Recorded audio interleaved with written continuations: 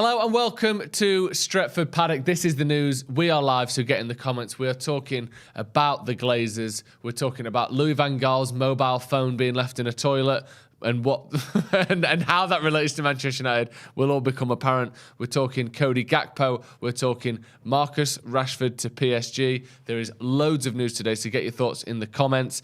Let's get straight into this. Looking at this current situation with the Glazers. It's very interesting, to say the least. So we've got an article, the main headline of which is the Glazers aren't taking a dividend for the first time in 6 years.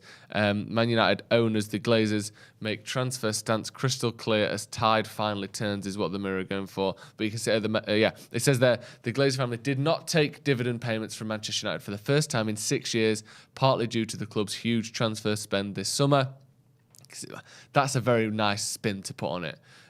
Basically, there are a multitude of reported reasons and potential reasons why they didn't take a dividend, one of which is the spend in the summer, another of which is keeping as many assets in the club as possible for the future sale, and then paying less tax on those when they get bought off you rather than giving them to yourself.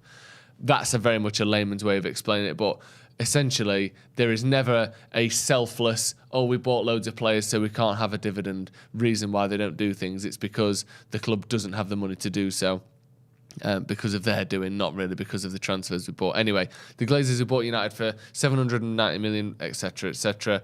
But it says there they'd want as much as 8 billion to sell, which I think is absolutely ludicrous and would never happen. I can't see a world where Manchester United get 8 billion to sell the club. If you scroll down a little bit underneath the pictures there, you can see the club's first financial results saw revenues increase by 13%, putting the club within the range of the 590 to 610 million pound region for the entire year. However, the board of directors did not approve the semi-annual dividend payment the Glazers usually take, and other shareholders as well. The dividend payments to the family have proven hugely controversial, not only due to the club's lack of success on the pitch under their ownership, but the stagnating standards of their Old Trafford Stadium and club facilities, underpinned by a lack of investment across the club. Now, if we move over to this article and thread, should I say, from Kieran Maguire, friend of the channel. We have him on here pretty regularly to talk about United's finances, to talk about the sale of the club, the couple of things that he's commented on in recent months. He says here, United had a pre-tax loss of 2.5 million a week for the first quarter of 22-23, despite a 7% decrease in wages as pay cuts kicked in following not qualifying for the Champions League. If we scroll down, you can see the borrowings and the debt have once again gone up to 680 million, plus another 431 million owed to trade suppliers, including outstanding instalments on transfer fees. It doesn't take a genius to add those two fees together and look at the fact that Manchester United now owe some to banks, some to, as you see there, trade suppliers, other clubs for transfers. Manchester United now have an outstanding balance of over £1 billion.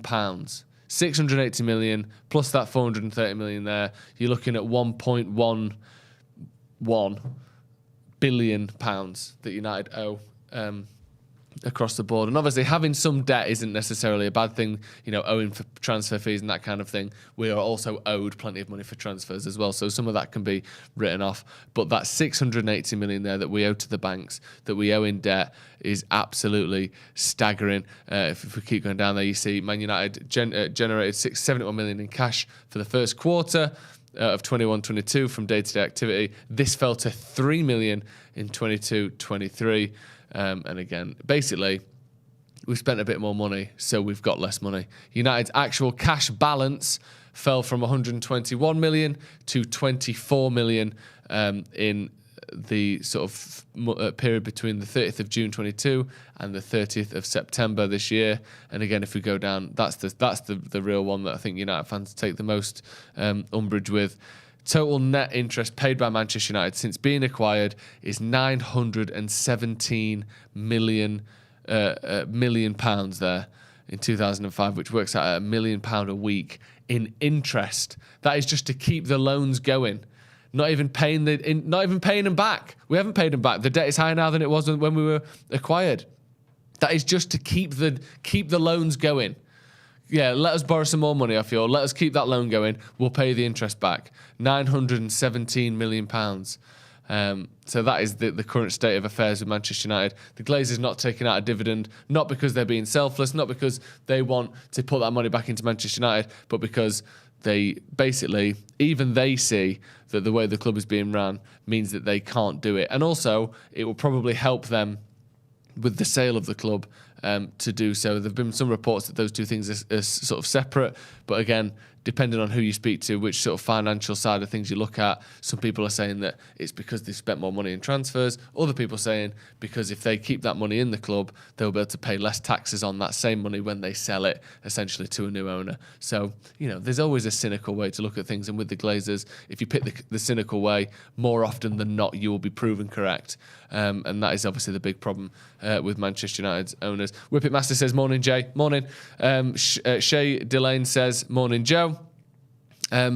Santa Notch says, I'm wondering if they are going to budget anything for January. I think they have to. I think even if it's to come out of next summer's pot, or however you want to look at it, or spread it out over the next 3 or 4 years, slightly less investment each year, or whatever, depending on the new owners.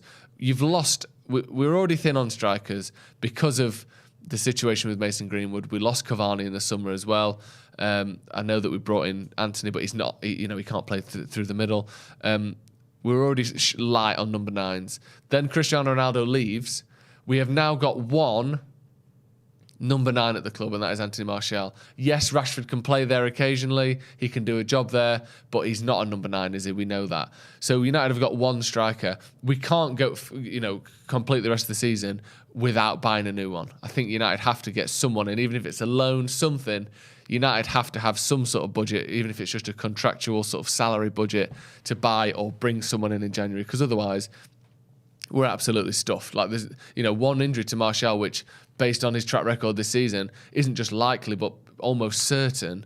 You've got Marcus Rashford playing up front, or who else? Joe Hugill coming in, which again, that's not a knock on him, but United can't be going into the latter stages of the Europa League relying on a striker in Charlie McNeil or Joe Hugill that have basically played 0 first team minutes between them. I think Charlie McNeil played 5 minutes. United need a bit more sort of experience up top than that. And again, no knock on them as players, but it wouldn't be fair on them to do that. Let's move on a little bit, looking at those attacking players. Not a number 9, but very promising player in Alejandro Garnacho. Obviously, probably, what would you say, the most exciting academy player since... Who would it be? I mean, I know he's not particularly exciting, but McTominay's the last one that really sort of came through from the academy, isn't he? When's the last time United had an academy player that has gone on to be a first-team regular?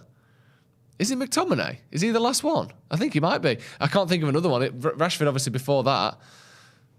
I suppose, yeah, Mason Greenwood is the last one. 3 or 4 years ago. The first most exciting player since then. Looking like he may well be getting a new contract at Manchester United. You can see there in the Express, Man United made aware of Alejandro Garnacho's concern ahead of Wonder Kid's new contract. Apparently, they're talking about this concern, they're talking about this problem that he may potentially have, but the crucial thing here is he is about to sign a new contract, and that is the crucial thing, and that is the key thing there. Apparently, he's set to pen a deal worth 10 times his current salary of $5,000 a week, which, if you think about that is an amazing... How many games he played for Man United? 6? What an incredible sort of work to pay rise ratio that is. 6 games or thereabouts, let's say 10 for the sake of argument. And if you doubled your salary, no. Surely not tripled your salary. 10 times your salary. Imagine that. Hey, I tell you what, you have 10 good days for us, and we'll put that salary up by 10 times. Imagine that as a business model. No wonder United have got no money. But I think it makes sense, doesn't it? You're placing him very much at the sort of lower end of first-team earners there, $50,000 a week, which is just astonishing when you think about it. That basically puts him as like, it's you, and then just above you is like Tellez is still earning more than that from Man United, and then Phil Jones, and then like Dallow and them lot. But like, you know, we can increase your wages by 10 times. People saying 5 times increase is too much in my opinion, let alone 10. Yeah, but again, if you don't give them 50 grand, someone else will. You know, PSG will come along, or Chelsea, or Real Madrid will come along and say, yeah, we'll give you 50 grand.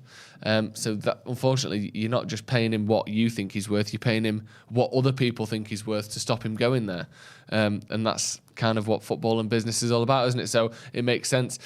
Speaking of PSG paying Manchester United wingers some money, PSG are just openly trying to sign Marcus Rashford now. That's something that we have to deal with as United fans. You can see there, PSG are interested in signing the amazing Marcus Rashford. Now, it makes him sound like even more of a superhero than he is, that. But that's not his official name. That's just a descriptive word used to talk about how good he is on the pitch. He's not actually called like the Incredible Hulk, the amazing Marcus Rashford. PSG would be interested in signing Marcus Rashford from Man United. And this is one of them where normally like, okay, what's the source? What's the source on this? Who's making this up? Who's just turning the rumour mill? This is all they want in it. They just want clicks. That's all they want, these newspapers. And then you go, actually, oh shit, it's the president of PSG that's come out and said it. I love that. Normally it's like the general footballing sort of unwritten etiquette is we don't talk about players from other clubs. How many times have you heard managers say that? I'm not going to comment on a player from another club. I'm not going to comment on a player from another club. Well, you know, if you're Nasser Al-Khalifi, you don't have to worry about that. And he's just basically said, he's another player that's really amazing. Talking about Marcus Rashford. And for free, we have to have Rashford for free. Every club in the world would run for him, definitely. We're not hiding it. We spoke to him before, and there was interest. But the moment was not good moment for both sides. Maybe summer. Why not? Just whatever. Just say what you want. Today, if he's free agent, of course we can talk to him directly. But we're not going to talk to him now. Let him focus on the World Cup. Yeah, because this isn't going to be a distraction, is it? Then after January, hopefully, if we're interested, we'll talk to him. Well, you've already said you're interested. You can't now pretend you might not be. Also, you know this, but Marcus Rashford's contract running out in the summer, it doesn't really. Is an option to extend it to 2023, which there is no chance Manchester United don't do, because obviously, why would you let him leave for free in the summer when you could keep him for another year or sell him for money this summer because he's worth more money because he's got a year left on his deal? So it's ridiculous. Ed says you have to rate the audacity of the man. You do, actually. I do kind of respect it a little bit. Basically just coming out saying, yeah, we'll have him. We've tried to sign him before, to be honest, and we will be trying again. So you can try and keep hold of your little Marcus Rashford all you want, but one day he'll be in the Parc des Princes and he will be absolutely getting to Champions League quarterfinals and getting knocked out like the rest of them. And that is a promise. So yeah, we've got to fight off interest from PSG. Hopefully, this is used as a bit of a kick up the arse for United. But then again, if we'd have done this video not 12 months ago, but let's say 6 months ago in May, 7 months ago in May, and I'd have said, PSG want Marcus Rashford, would you let him leave? A lot of people would have said yes. And he's come in this season, he's had an excellent start to the season, he's the second top goal scorer in the World Cup, he's looking good again, and all of a sudden, everyone's come back out and we like Marcus Rashford again.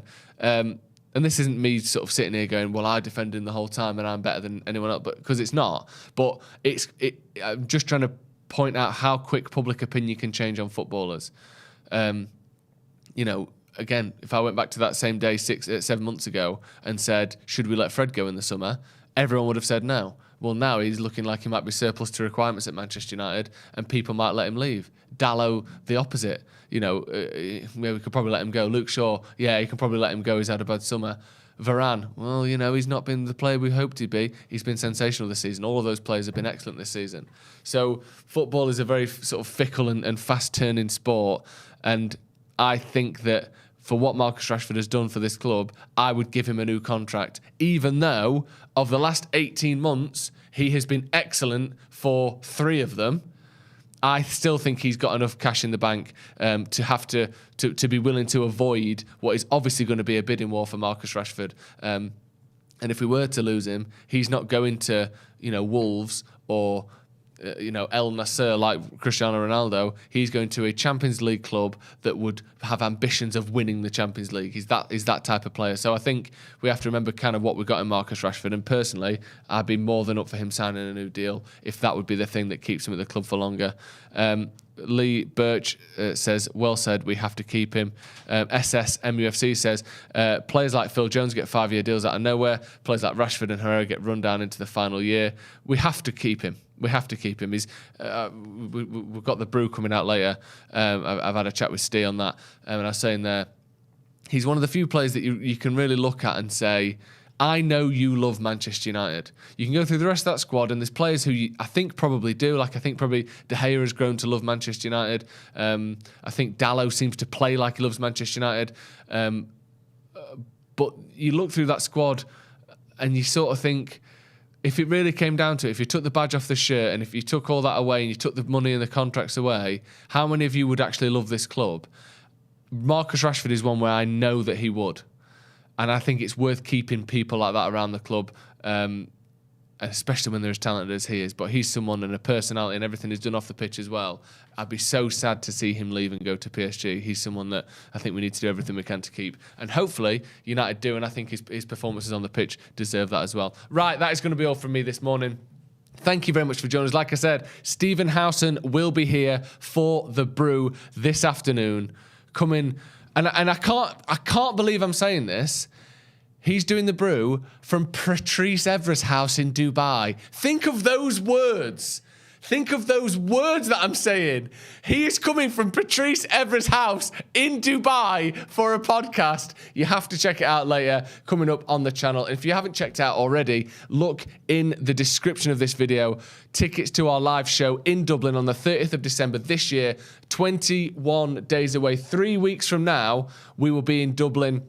Make sure you check that out. We also have our 12 days of Paddock giveaway beginning at Christmas as well. Members only giveaway like we do every year. So if you want to join that, look at that, bloody hell. Absolute wrecking ball coming down now. I know it's meant to be a ball, but it's some sort of skill-based wrecking ball that's just knocked me off the screen. Actually, can we lower that in again and see if I can get it to knock me out the screen? Go on, let's have a look at this. This is what you call shit. Fucking hell, lads. Jesus. Right, go on, up you go. Oh, go on. Fuck off. Right. Check out the 12 days of Paddock. We're giving 500 quid away. If you want to be in with a chance of winning 500 quid, join our membership. Hit the join button. Come see us in Dublin. Join the 12 days of Paddock membership, and we'll see you in a bit. Bloody hell.